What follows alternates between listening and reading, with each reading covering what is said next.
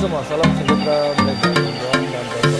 Hai semua, salam sejahtera Malaysia. Hai semua, salam sejahtera Malaysia. Hai semua, salam sejahtera Malaysia.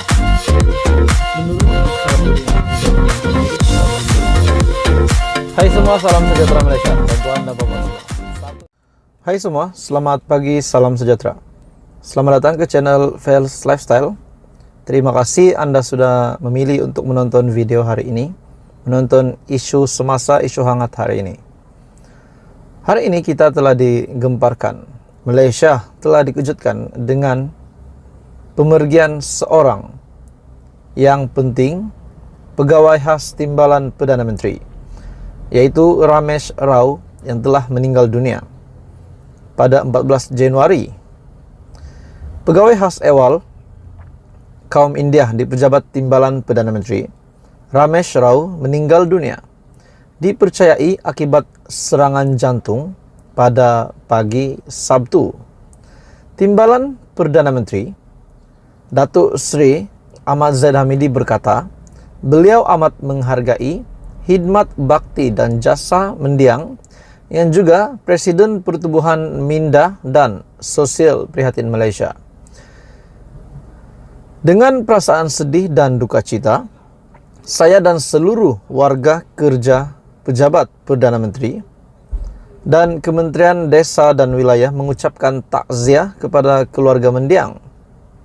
Semoga ahli keluarga, kenalan dan rakan taulan tetap sabar dalam menghadapi dugaan kehilangan insan yang mereka sayangi. Ramai yang kata pemergian Ramesh Rao adalah salah satu permata yang telah hilang. Menurutnya, semalam saya sempat bersama mendiang Ramesh Rao semasa menyantuni peniaga truk makanan di WTC Kuala Lumpur.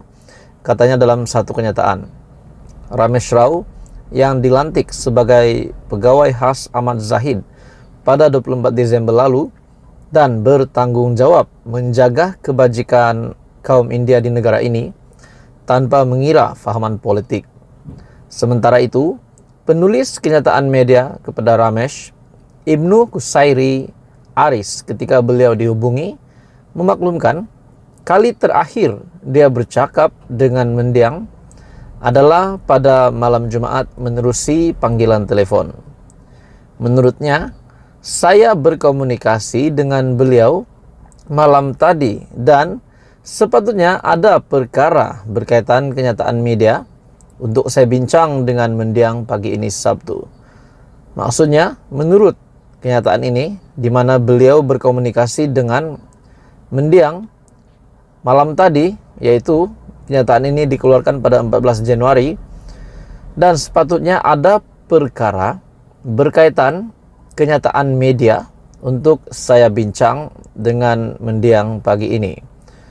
Pada Jumaat, saya baru menulis kenyataan media beliau berkaitan 60% rakyat tidak tahu bantuan yang ada di kementerian. Beliau mahu berusaha mencari mekanisme dan menyelesaikan masalah kemiskinan dalam kalangan kaum India dan memastikan murid dan pelajar India dapat menikmati pendidikan terbaik, katanya. Dalam pada itu, menerusi entry terbaru Twitter Perdana Menteri Datuk Seri Anwar Ibrahim, menurut Anwar Ibrahim, takziah buat keluarga mendiang Ramesh Rao, semoga dipermudahkan urusan keluarga, doakan keluarga tabah. Dipercaya juga sebab pemergian Ramesh Rao ini dipercayai adalah karena serangan jantung, menurut beberapa media. Jadi tuan-tuan dan bapak semua, kita ucapkan salam takziah kepada keluarga besar Ramesh Rao, di mana beliau adalah pegawai khas timbalan Perdana Menteri, Ramesh Rao yang telah meninggal dunia. Akhirnya, Presiden UMNO Ahmad Zahid Hamidi mendedahkan sesuatu perkara, sesuatu rahsia yang sangat besar bagi saya. Ini rahsia Perikatan Nasional Muhyiddin Yassin yang paling besar yang saya pernah tahu. Dan pada akhirnya Ahmad Zahid Hamidi telah mendedahkan ini. Saya rasa ini memang mengejutkan Datuk Seri Anwar Ibrahim dan juga Istana Negara disebabkan ini melibatkan kerajaan perpaduan yang sudah dibentuk. Akhirnya, Zahid mendedahkan mengapa langkah Saint Regis, anjuran Perikatan Nasional, gagal. Presiden UMNO Ahmad Zahid Hamidi mendedahkan mengenai kewujudan langkah Saint Regis ini yang telah diatur oleh beberapa ahli parlimen Barisan Nasional bersama pemimpin-pemimpin Perikatan Nasional, termasuklah Muhyiddin Yassin sendiri. Kata Ahmad Zahid, ia bukan saja untuk menggagalkan kerajaan perpaduan, pembentukan kerajaan perpaduan, namun untuk menjatuhkan ahli parlimen Bagan Datuk itu sendiri. Menurut pemimpin UMNO yang enggan namanya didedahkan, Ahmad Zahid pada sesi taklimat yang berlangsung turut mendedahkan 10 nama ahli parlimen yang menyerahkan akuan bersumpah ataupun SD menyokong Muhyiddin Yassin. Dan dalam pada itu, langkah Saint Regis ini yang dikabarkan bahwa yang mengetuai untuk rombongan ataupun gerakan perkumpulan pemimpin Barisan Nasional ini adalah Muhammad Hasan. Namun pada ketika itu, BN dan PH belum lagi membentuk kerajaan. Baru saja tawar-menawar. Dan didakwa juga pemimpin BN yang sudah sampai di Hotel Saint Regis bertemu dengan pemimpin Perikatan Nasional menunjukkan tawaran yang telah diberikan oleh PH kepada BN. Mereka menunjukkan tawaran itu kepada pemimpin PN di Hotel Saint Regis tersebut. Dan pada akhirnya kita dapat lihat bahwa kerajaan hari ini yang telah dibentuk.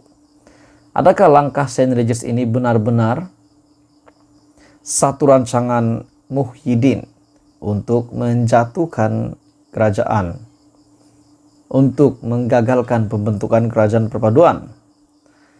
Ketika kemelut politik yang melanda dan mesyuarat BN diadakan, hanya 26 ahli parlimen yang hadir, manakala baki 4 lagi yang memberikan sokongan kepada Muhyiddin tidak datang dengan memberikan alasan kesehatan.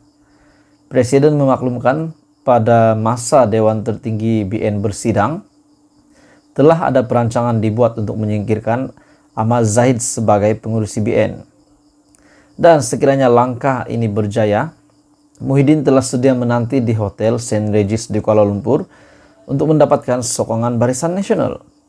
Bagaimanapun, kata sumber terbabit, rancangan sulit itu terbongkar apabila Setiausaha Agung Barisan Nasional Zamri Abdul Qadir tiba-tiba dihubungi seorang pemimpin kanan PAS PN. Dan dalam perbualan itu juga, katanya pemimpin PAS PN itu bertanya, mengapa ahli-ahli parlimen BN belum sampai ke hotel berkenaan. Katanya Muhyiddin yang sedia menanti di Hotel Saint Regis. Dalam pada itu, pemimpin UMNO terbabit memaklumkan Ahmad Zahid berdepan cabaran hebat, termasuk daripada pemimpin parti komponen, ketika membuat keputusan untuk bersama membentuk kerajaan perpaduan. Dan adakah ini satu lagi rahasia Muhyiddin yang telah didedahkan Zahid berkenaan dengan langkah Saint Regis ini? Apa komen Anda tuan-tuan dan puan-puan? Teruskan bersama di dalam channel ini untuk perkembangan politik yang lain. Jangan lupa tekan butang like, share, dan subscribe.